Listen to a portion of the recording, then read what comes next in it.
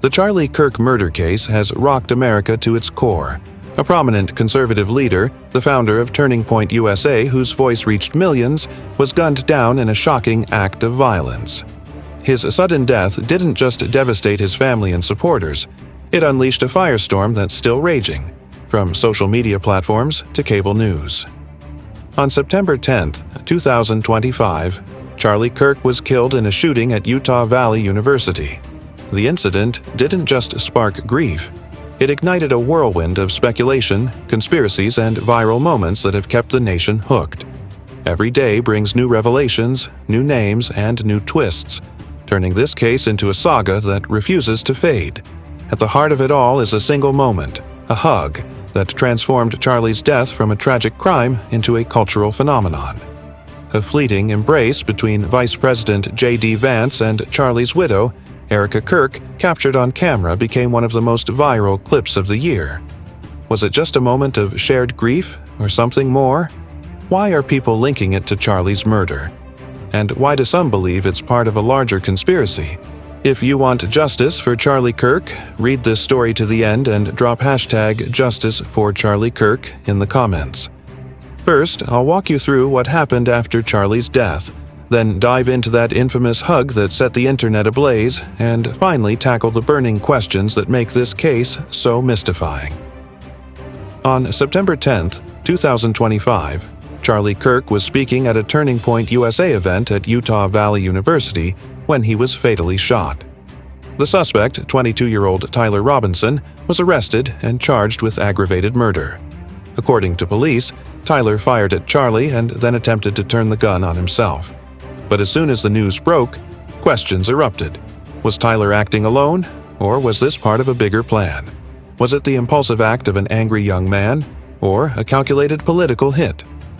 Charlie Kirk, known for his fiery rhetoric and unapologetic conservative views, had no shortage of enemies. He spoke out boldly against powerful interests, Israel, the media, even major donors. Some believe his outspokenness made him a target. But this story didn't stop at Charlie's death. It took a wild turn when J.D. Vance and Erika Kirk got dragged into the spotlight, all because of a moment that no one can stop talking about. On October 29, 2025, at a Turning Point USA event at the University of Mississippi, Erika Kirk stepped onto the stage to introduce J.D. Vance. The event was meant to honor Charlie, and the mood was somber. Erika, standing under the spotlight, said, "No one will ever replace my husband, but I see some similarities in J.D. Vance." The words hung in the air, silencing the packed auditorium. Then she hugged J.D. This wasn't your average hug. For 5 to 10 seconds, her hand cradled the back of his head, fingers running through his hair, while his hand rested on her waist, dipping to her lower back.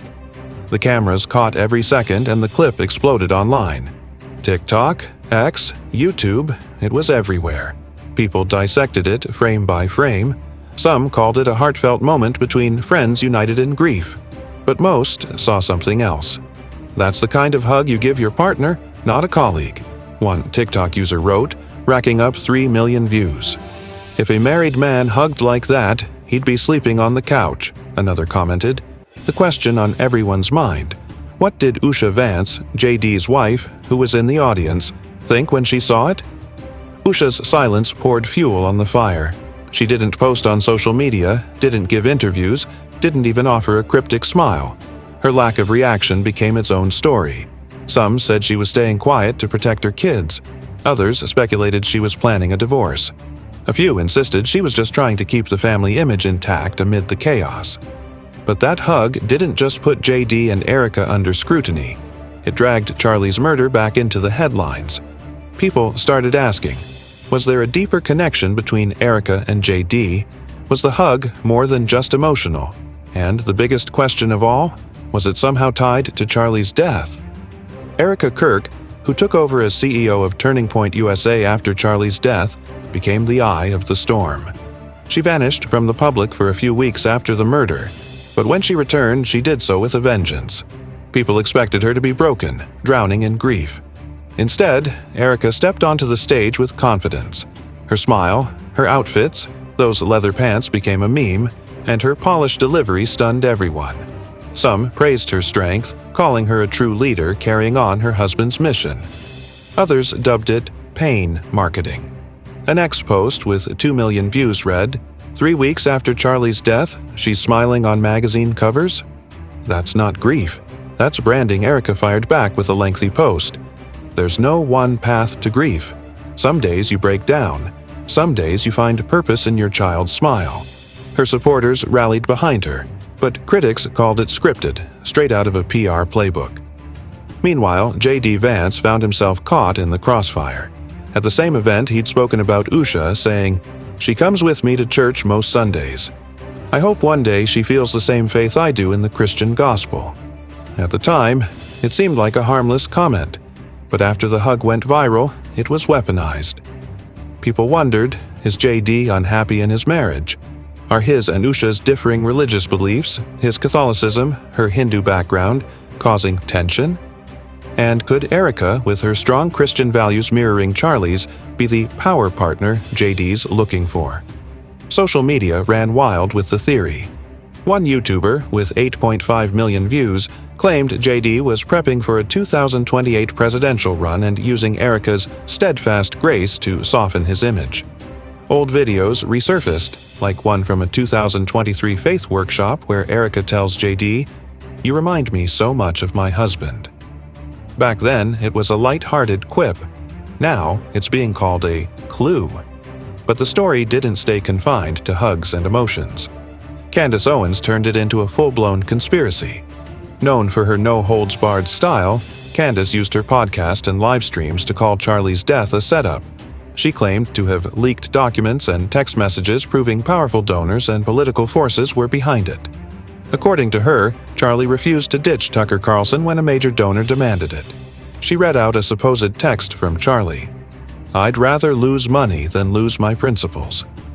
Candace said this led to a multi-million-dollar donation being pulled, sparking a chain reaction against Charlie. But she didn't stop there.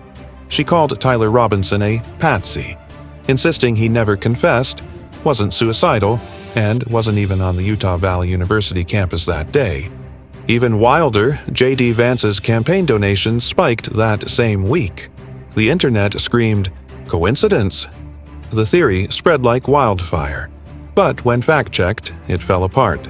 Snopes and others confirmed no bank records, no documents.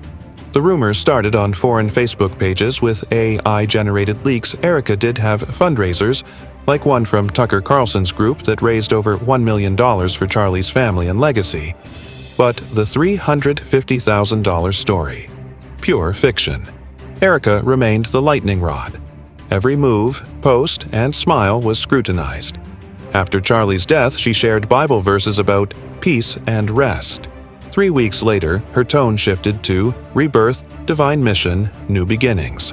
Critics called it pain marketing. Candace, in a live stream, sneered, "Magazine covers with a smile? That's not grief, that's calculation." Erika responded, "Cameras judge my every smile, every tear. I'm living for my child." At one event, she said, "Time doesn't heal grief. Love must be remembered." The audience gave a standing ovation, but some dismissed it as emotional theater. Erika demanded cameras in Tyler's trial. Transparency will show the truth. Supporters called it a push for justice. Detractors said it was a bid to stay in the spotlight. J.D. Vance's image took a hit, too. He and Usha started appearing together more, holding hands at fundraisers, smiling for cameras. News outlets dubbed it a family rebirth. But social media wasn't buying it. "Damage control," one X user wrote. J.D. hit back on X. "I love Usha and will always support her." His tone was defensive, like he was fed up. Old comments where he called Usha's Hindu background a challenge resurfaced. People speculated, is J.D. drawn to Erika's Christian values, which align with his own? A Salon article even suggested Usha is a political liability for J.D., as MAGA wants a pure Christian leader. Inside Turning Point USA, tensions are reportedly high.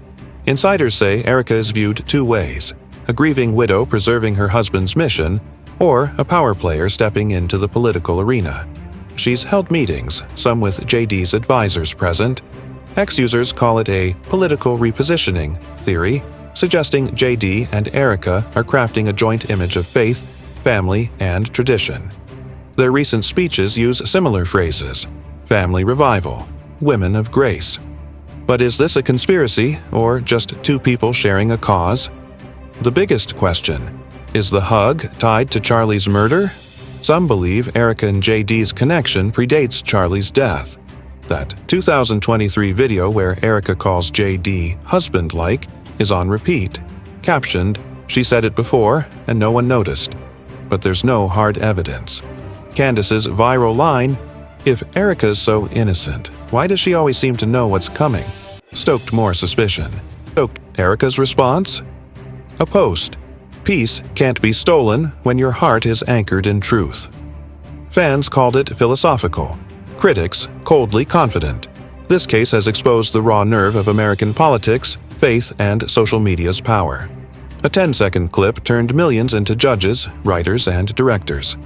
Every frame is analyzed: Erika's head tilt, JD's faint smile, Usha's silence. Body language experts say that hug was more intimate than comforting. Others argue it was just grief's natural response. Erika said, "I wasn't alone in my sorrow. JD supported me like a friend." The internet scoffed, "Friends don't hug like that." Tragically, Charlie's murder has been overshadowed. People are talking less about Tyler's trial and more about Erika and JD's chemistry. But key questions linger. Was Tyler alone? Were donors or political forces involved? And, most crucially, is Erika and JD's connection just a coincidence or something more? The FBI's investigation continues. Tyler's trial is looming, and Erika wants it fully public. Is this a demand for transparency, or a way to keep the cameras rolling? This saga shows how blurred the line between truth has become. A hug didn't just upend two lives, it gave a murder case a new hue. People aren't just asking who killed Charlie Kirk anymore. They're asking, what's the real story behind Erika and JD? What does Usha's silence mean? And is this all part of a bigger game?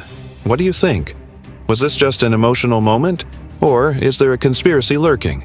Is Erika genuinely healing, or writing a new chapter?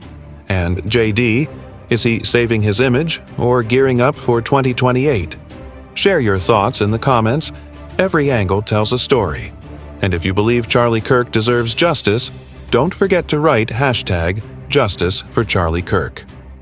This story's far from over, and the next chapter might be even more shocking.